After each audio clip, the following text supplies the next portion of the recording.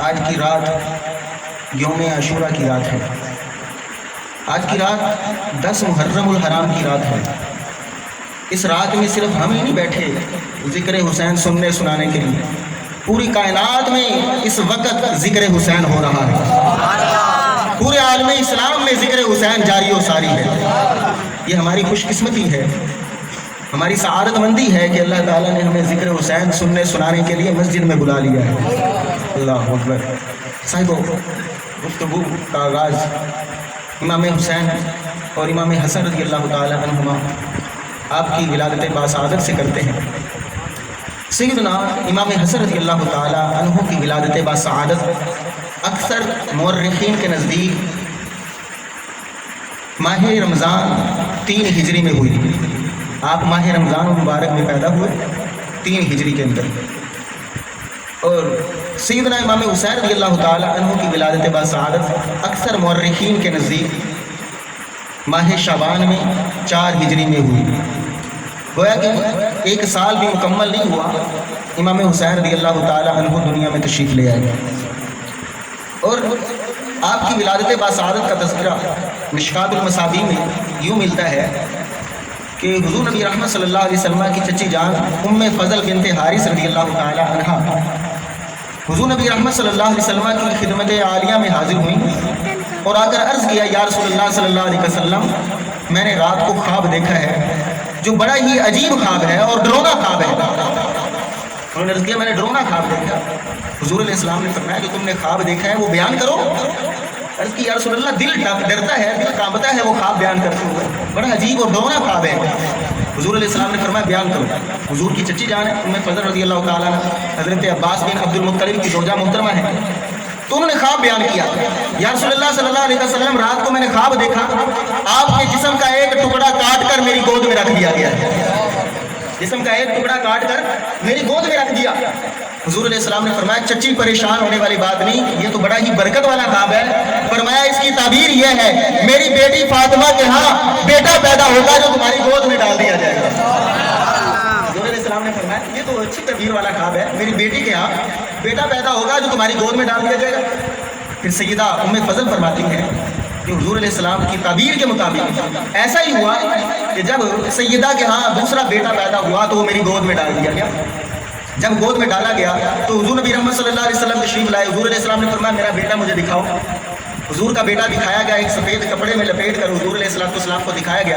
حضور علیہ السلام نے دائیں کان میں اذان کہی، بائیں کان میں اقامت کہی، اور حضور علیہ السلام نے امام حسین رضی اللہ تعالی عنہ کے منہ میں اپنا لعاب دہن ڈال دیا.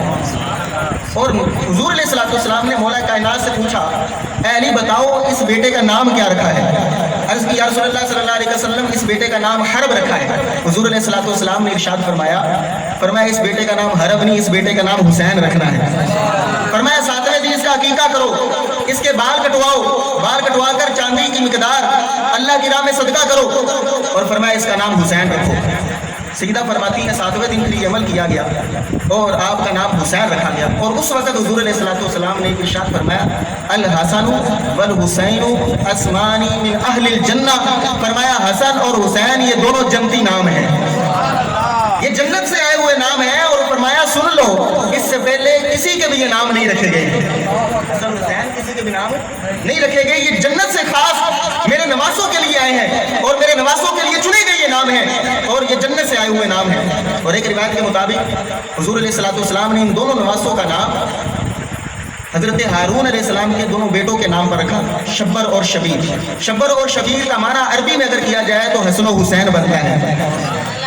تو آج ہم امام علی مقام امام حسین رضی اللہ تعالیٰ عنہ کا ذکر کرنے کے لیے بیٹھے ہیں. کون حسین جس کا ذکر قرآن میں ہے؟ یعنی کون حسین جن کا ذکر مصطفیٰ جان رحمت بیان کرتے ہیں؟ کون حسین جس کی خاطر رسول اللہ صلی اللہ علیہ وسلم اپنا بیٹا ابراہیم قربان کر دیتے ہیں؟ بیٹے کی قربانی دینا بڑی مشکل ہے. کسی کی خاطر، بیٹے کی خاطر ہی کیوں نہ ہو، اپنے بیٹے کی قربانی دینا بڑا مشکل کام ہے. اور رسول اللہ صلی اللہ علیہ وسلم نے اپنی بیٹی کے بیٹے کی خاطر اپنے بیٹے کی قربانی پیش کی ہے. اور امام حسین رضی اللہ تعالیٰ عنہ جب تشریف لایا کرتے تھے حضور کی بارگاہ میں حاضر ہوتے تو حضور علیہ السلام فرماتے آؤ میرے بیٹا، تمہاری خاطر میں نے اپنے بیٹے کو قربان کیا ہے. اللہ اکبر. کون حسین جس کی خاطر رسول اللہ صلی اللہ علیہ وسلم سجدے کو طویل کر دیا کرتے تھے؟ اس نیت سے کہ میرا بیٹا حسین نیچے نہ گر جائے۔ کون حسین؟ جس کو رسول اللہ صلی اللہ علیہ وسلم کندھوں پر اٹھایا کرتے تھے۔ ایک دفعہ سیدنا عمر فاروق رضی اللہ تعالیٰ عنہ نے امام حسن اور امام حسین رضی اللہ تعالیٰ عنہ دونوں کو دیکھا کہ رسول اللہ صلی اللہ علیہ وسلم نے دونوں شہزادوں کو کندھوں پر سوار کیا ہوا ہے۔ حضرت عمر فاروق رضی اللہ تعالیٰ عنہ فرمانے لگے، حضور کی بارگاہ میں عرض کرنے لگے، پہلے شہزادوں سے خطاب کیا، فرمایا کہ اے شہزادوں دیکھو سواری کتنی پیاری ہے، سواری کتنی پیاری ہے۔ تو حضور نبی رحمت صلی اللہ علیہ وسلم فرمانے لگے، اے عمر یہ بھی تو دیکھو سوار کتنے عظیم ہیں، سوار کتنے پیارے ہیں۔ آج لوگ کہتے ہیں کہ یہ کوئی کمال کی بات تو نہیں، اس کے نواسوں کو کندھوں پر بٹھا لینا، یہ تو ہر نانا جو ہے وہ اپنے نواسوں سے محبت کرتا ہے اور کندھوں پر بٹھاتا ہے، اور پھر نانا کے جو سینہ ہوتا ہے، چھاتی ہوتی ہے، پھر ہر نواسے کے قدم جو ہے وہ چھاتی پر لگتے ہیں۔ ہم کہتے ہیں بھائی اپنی زبان بند رکھو، فرمایا وہ اور نانا ہے، وہ اور نانا ہے، اور ان کی کیفیت یہ ہو چکی ہے، ان کی حالت یہ ہو چکی ہے، سگریٹ ہوکا پی پی کر ان کے سینے میں بلغم پیدا ہو چکی ہے۔